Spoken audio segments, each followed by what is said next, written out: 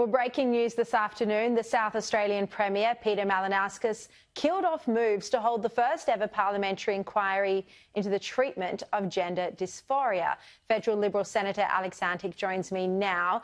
Alex, this is an extraordinary decision by the Premier. Who was pushing for this inquiry and what were the politicians hoping would come out of it?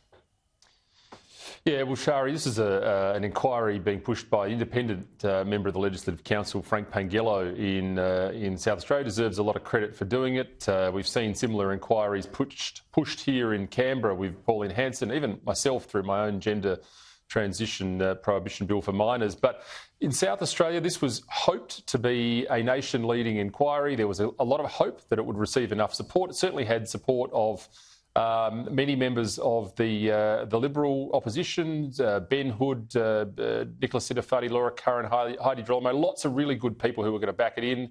But unfortunately, this is the reality of Labor governments. It doesn't matter how sensible people appear, that they are always controlled by the hard left fringes of their party, and Labor and the Greens will never, ever support these inquiries.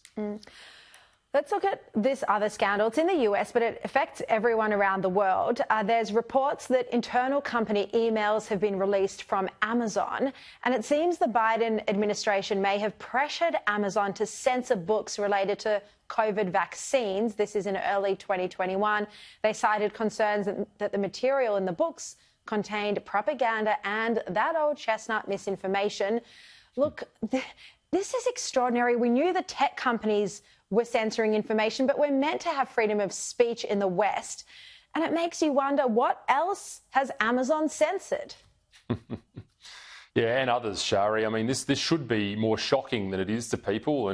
But this is the reality of the world we live in now. We're seeing a brewing censorship industrial complex develop between big tech companies, social media companies, as you just said, but also now with some of the bigger corporates. And in congregation with the government agencies and the bureaucrats, we're seeing this frequently happening. You'll recall, of course, the Twitter files scandal in the US, where the CIA were implicated in demanding that Twitter take things down and put them up. And, of course, here in Australia, we're not immune from it either. My Freedom of Information application last year showed the Department of Home Affairs were effectively the go-between between social media and a research company they were getting to spy on and report the posts of Australians during COVID. Some 4,000 posts were referred for removal, many of which turned out to be absolutely 100% correct. And that is the danger of what we're seeing with this this sort of misinformation, disinformation, smear campaign. It is a censorship industrial complex. It is serious and it deserves further attention.